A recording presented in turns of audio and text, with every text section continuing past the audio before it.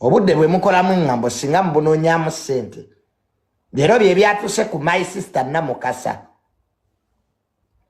Namukasa yagenda kwogera Chameleon nti sawa omusajja baamukuba kalinda minyira simanya Chameleon simanya baamujeemu amannyo ng'omusajja mulwadde kati bigenzo zuuka bamuwandiikidde ebbaluwa mbu Chameleon ayagala obukadde 10 naye naawe Chameleon naawe tujjeeko entondo gwe bonna Chameleon be wakuba wabasasula namwe ate temukisussa kati Chameleon tugaye bonna abantu bozza okuba gobadde obasasulanga oyina fayiro ziri ku CPS oza Namukasa akusasule yenno Namukasa yakwogeddeko bwogezi gwe wakakuba bameka namwe ate namwe muleke ate namwe kujubisa nnyo bukakati mbumbu Namukasa mbwasasule sibawo bukadde 10 so what oba oli mulwadde beera mu ddwaliro namwe mwennyini namwe era muzze namwe era mukuba abantu mwogera ku bantu kati buli omu atandika okuloopa munne gw'omusango gwa Kalamagi gwo gwaggwa gutya lwaki nagwo looya Mwema tagugasseemu namwe muleke namwe ate kuyita ate we muyina koma oba yabyogedde abyogere yabadde mukyamu bannange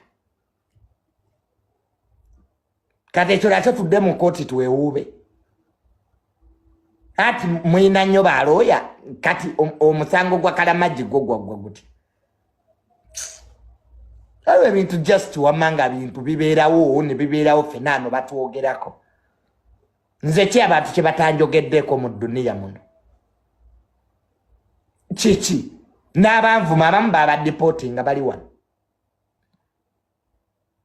wanensi abantu bakwogerako kati yejje Nalweyiso gwe bavuma ayina emmundu n'emizinga ate bate atugaiti kati General Nalweyiso mama kubanga bamuvumye abantu ate oyeza Malemeronde Junior ali ku nsonga za Jose Chameleon na Namukasa yes twakitegeddeko nti Jose Chameleon ngayita mu bannamateeka be aba ziti Mwema bagambye Namukasa aveeyo yetonde oba ajja kubanga asasula obukadde obuwererako ddala 10 agambye nti yabange nga Namukasa tanasasula ssente Chameleon efujjo lyakoze ku bantu yali abasasudde kaki nti woyita ku police stations ez'enjawulo wonna kujjudde emisango Chameleon gyazizza nti yali abasasudde kaki nti bo baani abatoogerwako abange amubuuzizza nti ayanukula ebibuuzo ebyo ye Chameleon yaani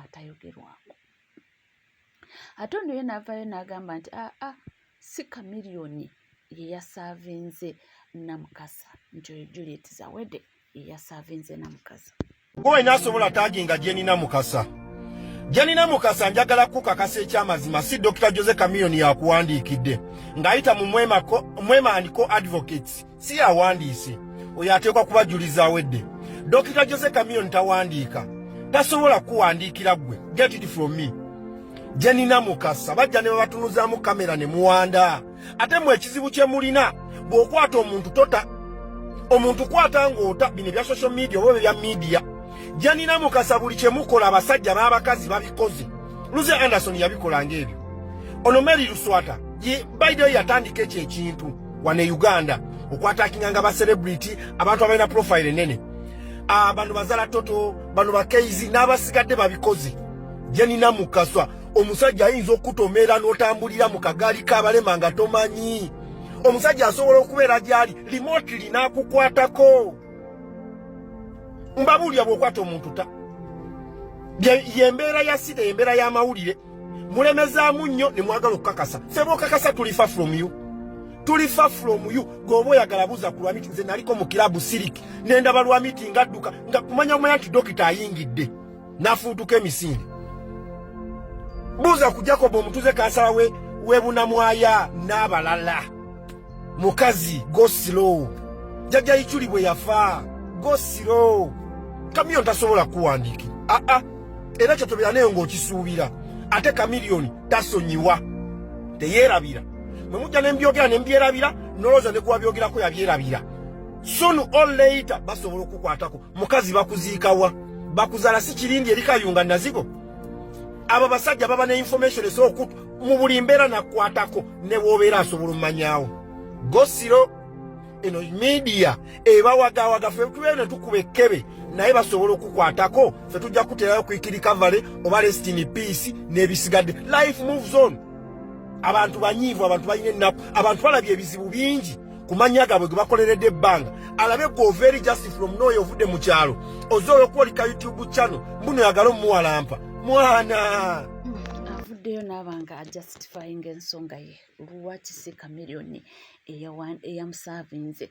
Agambye nti ebya Chameleone bigwana bikunde talina budde bukusavinga nti ye womwogererako asirika entalabye mufakita muwadde example bajanalisi bangi nnyo abazze nga bamwogerako kuva emabega ye tasavinga akulumba bulumbi n'akuwa ebibyo eva olaba amugambye nti oyo Juliet Zawede yakoze ki yakusavinze. Chameleone talina budde obubwe kusabula wona wakusanze era amugambye nti munnange Chameleone gwolaba oyo ye tasonyiwa ate teyeerabira nti bw'oyinza omwogerera n'oyogera ne weerabira n'olowooza nti byaggwa ye kakufunirako n'akuwa ebibyo bino binaggwa bitya. Ffe wetuli tujja kuba nga tugakutuusaako mpola mpola paka we binaggwera ojja kuba nga ogafuna.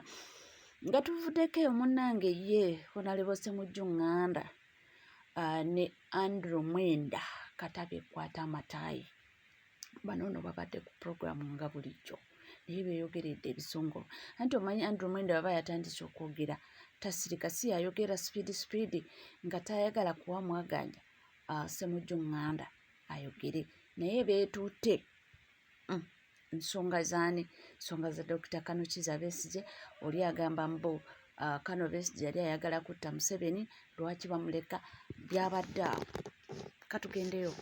Why are you going to murder in the government? Let me ask you this. Are you a soldier? Is Museveni... Honorable Ssemujju, please hold was Besigye in that meeting where he was planning to murder Museveni in cold blood? Let me guys, because these people of the opposition are trying to keep up sentiment. Hold it up. Let me make the point. Besigye was in a meeting planning to kill Museveni in cold blood. Did he subject Museveni to due process? In fact, I think Museveni is a very humane person. Why? Because Museveni could have kidnapped or abducted him from Nairobi, killed him from there and would never have been seen. If it was me trying to kill me, I have no... Without following the due process, why should I follow the process? Hold it. Hold a second, because he wants a shouting match. We can have a shouting match. We can. Yes, we can. So you want your man to kill Museveni, and Museveni should sit as you have been abusing authority, Mwenda. You are in a chopper. You are in military uniform. And then Museveni kidnapped children from street and they are charged in courts of law that they are putting on a beret. How is that related about abuse of authority? That's what you are talking about. In every case you come, you are always involved in the petty arguments like you are attacking him, but he was arrested. When you were kidnapped, that's all that you do. I am talking about your lack of intellectual quality is not my problem. I am talking about what you need to do, maybe go back to school or to your mother and be educated. Or be educated. You are part of those who are coming here and whipping up sentiment and sounding stupid. Doesn't make anything. So where did you get? You have come and turned this debate into a shouting match. You want a shouting match? Then we can have it. Go ahead. Okay, and I'm very good at it. So I am going to tell you, your man Besigye was plotting to murder Museveni. Was he using due process in that process? Andrew, was he subjecting Museveni to a court when he discusses that he wants to shoot down his Andrew, can I... Museveni is a human being. Museveni has, if I were in Museveni's shoes, I would not even have that man alive because he does not believe in due process. There is a process of removing the government. He does not respect it. So there is a process. Which process did Museveni follow to remove the government? Which process did he follow? It doesn't matter. Museveni succeeded. He does. Treason is only treason when we don't succeed.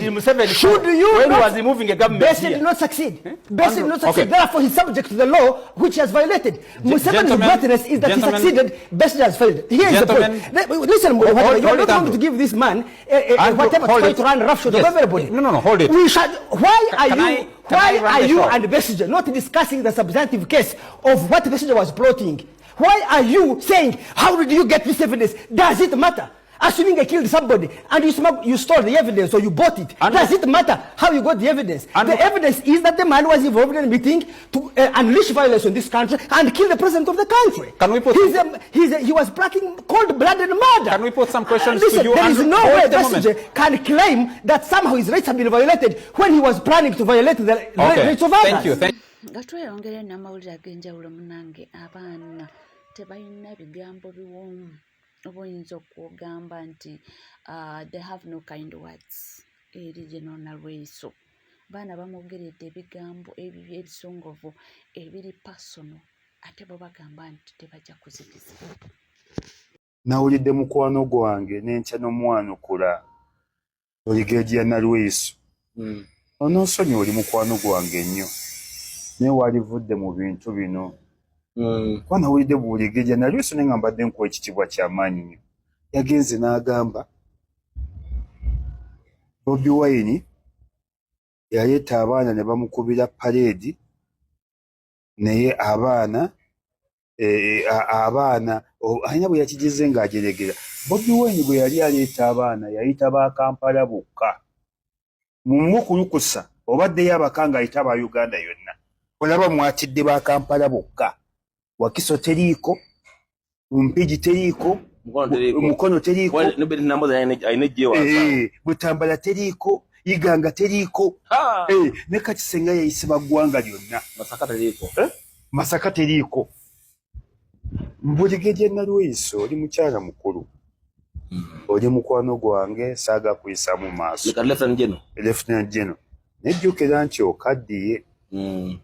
Tokyaweza myaka 10 ku nsi. Oyagala oba toyagala. Ne munnange Brigadier Nalweyiso toyogera bintu binakyaya famire yo. Bobi Wine gwojeregerera olidde naawe mu nsiko bwe baakujereganga ate era okumanya bano abasajja baakujerega ku maanyi ge wakola mu nsiko wali olina ku ddaala lya jeno. Ffe twamala n'okuyimbira, ffe twayimbirira abantu baali babiri naddala nze n'abakubi b'amasimu. Twayimbirira omugenzi Kano Kasirye Gwanga ng'alemedde ku bwa Kano yatandika n'omujerega ku Mambo Bado. Balaba tumwesibyeko ne bamulinyisa ne Brigadier Nalweyiso yalemedde ku bwa Kano Nalweyiso. Ne gaali maanyi gaffe tegaali maanyi go ne tukuwa ebitiibwa. Naye enkola gye wakola mu nsiko si yekusaanidde.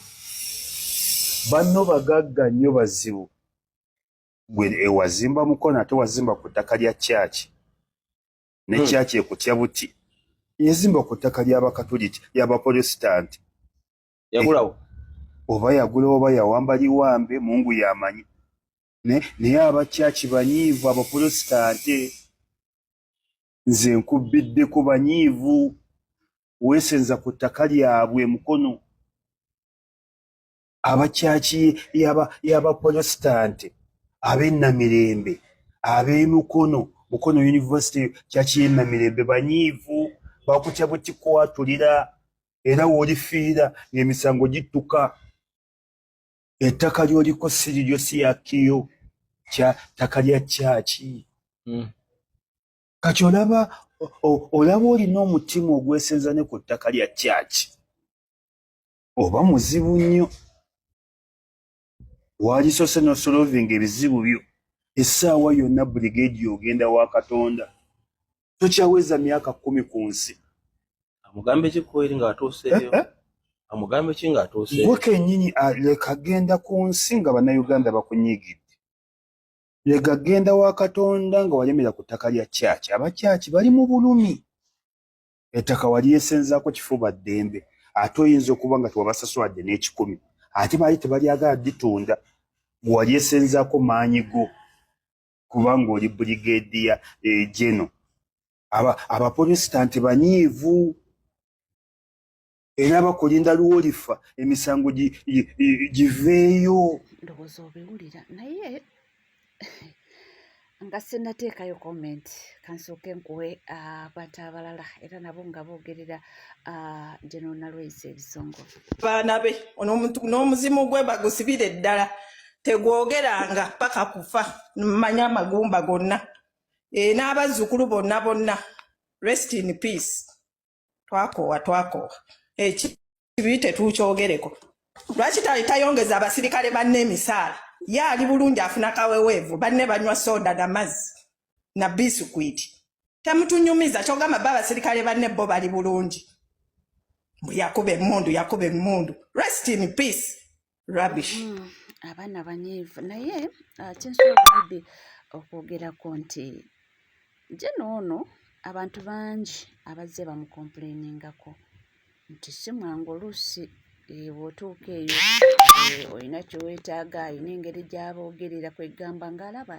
yatuuka tayagala mmanya kyeva olaba n'omukyalo oli fulufiga yavuddeyo n'asanyuka nnyo yo yasanyuse nnyo n'agamba muvume kubanga ye mbu kyali kibatuuseeko ate abadde akikuumidde ebbanga gwejjukira periodi eyo fulufiga yali akyayimba nga bakyali ne Catherine kusaasira ebbanga liyiseewo I think oba yali 2020 around there oba 2019 we babakubiranga obucupa nti ne bagendayo naye yatuuka okubagamba nti mwe mukola stunt mugenda ne mugula abantu babakuba obucupa mufunireko essente w'omuseveni so kyo kiba kitegeeza nti abantu babadde n'ebintu byabwe nga babisirikidde abantu bangi bakyankalanyizza oba oliawo bagize nga tebafuna kye beetaaga ate nga yakirimu nga yasobola okudirectinga abantu ne baba nga bayambibwa ate ye nga abakuba enkokola kyeba olaba nga abantu bavuddeyo ne bakola ki ne bacelebratinga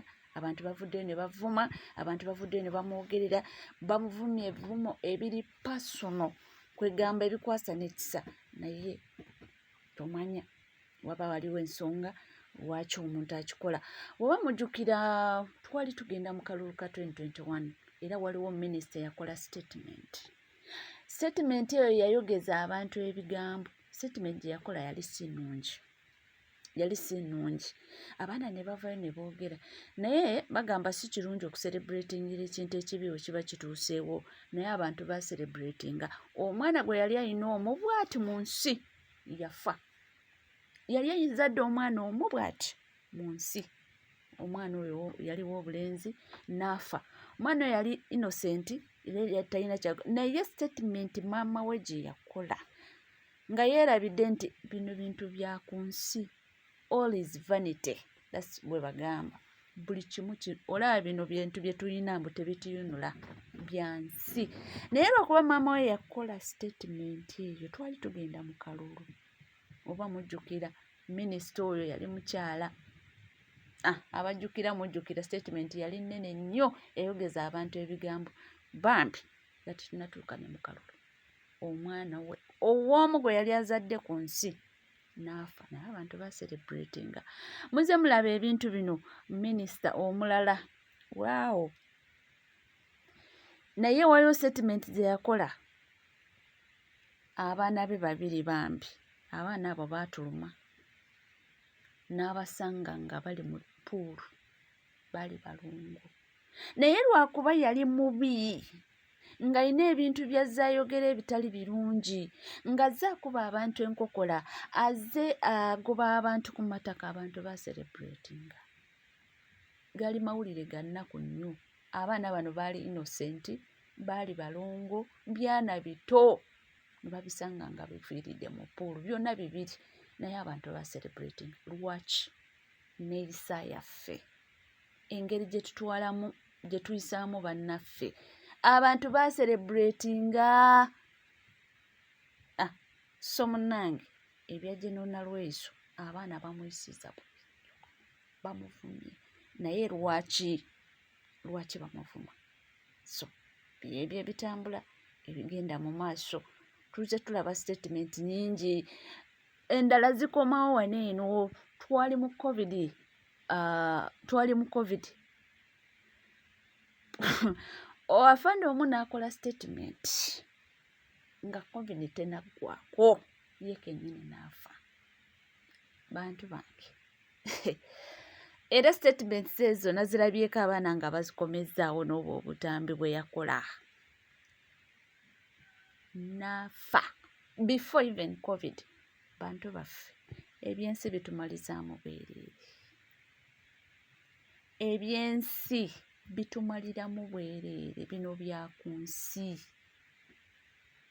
Enkyo ojja kgenda bakupimireko katini bwe kati byonna obirekewo. So anyway, era nga tukyeyongerayo, abaana bavuddeyo ne bategeeza ba NRM nti mukkakane, effujo lye mwogeza lingi naye temumanyi gye tulaga. Njagala kulabula ba NRM bannange, mwe mulina akajanja, njagala balabula nti Besigye ono gwe mulaba ali mu kubonaabona yalwana mu nsiko, ensiri zaamuluma, yajjanjaba bonna ne bakulejje bonna abamubonyaabonya abamwogerera ebibi. Naye amazima ga Katonda mu ggulu kati mwali avundira mu kkomera. Kati bwanga musobola okukola ekintu bwe kityo ne mukikola Besigye, kaakati ate mbwateeka mwa kijinji wa baasi eyajja n'asanga baasi ng'etambula n'abuukira bubuukizi n'agwa mu baasi ya NRM. Olwo nze muli nkola ki bannange? N'olwekyo NRM mwegendereze, temuseka ne mugamba Besigye oba kijja batuukako, era mbasabira abo mwenna abalaba nti Besigye bamusibe afiire mu kkomera, mbasabira nammwe gavumenti yaffe y'emu ebasibe muvundire mu kkomera. Kaakati mwabe NRM ebigambo ebyo ndowooza mubiwulidde, mubeera okwo ne mwogera ebigambo bingi, bwe bakwata abaana ba Nuupu, bakwata omuntu ne bamusiba olw'ebyobufuzi ne mwogera. Njagala mumanye nti olwaleero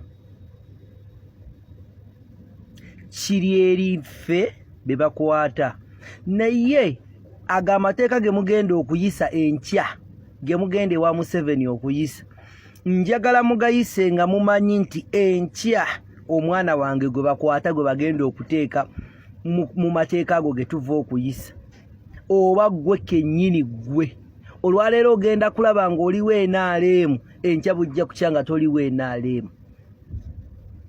Gwe kennyini amateeka ge weebagira gakusibe, gwe kennyini gwe ngamba gwe owa NRM agenda okubega amateeka enkya, agenda okugabaga ne Museveni gy'oli mmwe mubagira amateeka gonna eggwanga mmwe mulitegeerera. Mwefudde ensonga, buli kintu ekiba tugende mu State House tuteese, tugende mu State House tuteese. Kyemugamba mmwe High Court mugisinga amaanyi.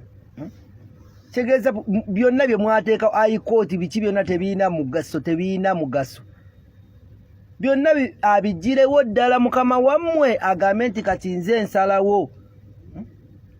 Agambe nti nze nsalawo gundi bakusibe emyaka bwe giti. Bwe bagenda osalira omuntu omusango bamuleeta atuule wali yabaalamula emisango.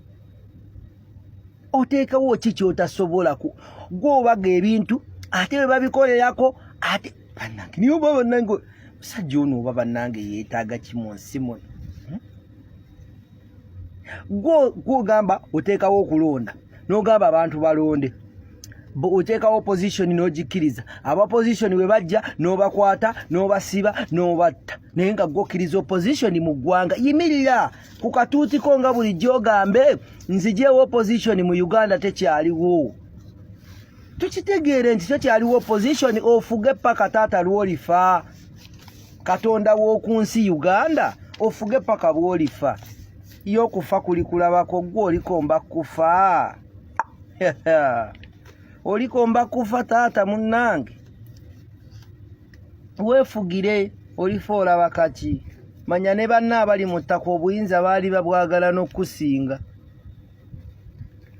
Okufa kujja. Ndowooza owulidde celebration, sigamba nti bantu basanyuka lwakubanga nti oba kinaye abantu balina ebiwundu ku mitima lwaki bavaayo, era abalabudde nti byonna bye mukola mube nga muteekamu ak'obuntu, mumanye nti ffenna tuli bantu, ate bino bibayinulira bwereere enkya biggwawo. Oli ku NCK TV, ankugamba kimu nti oba nga tona subscribinga kekadde subscribinga, ringinga that notification bell, sharinga, likinga, ebisigadde byonna butereevu. Amawulire nja kubanga ngakuwa era nja kubanga ngakutuusa kubona woli wonna w'osinzidde. Sigala naffe tuva.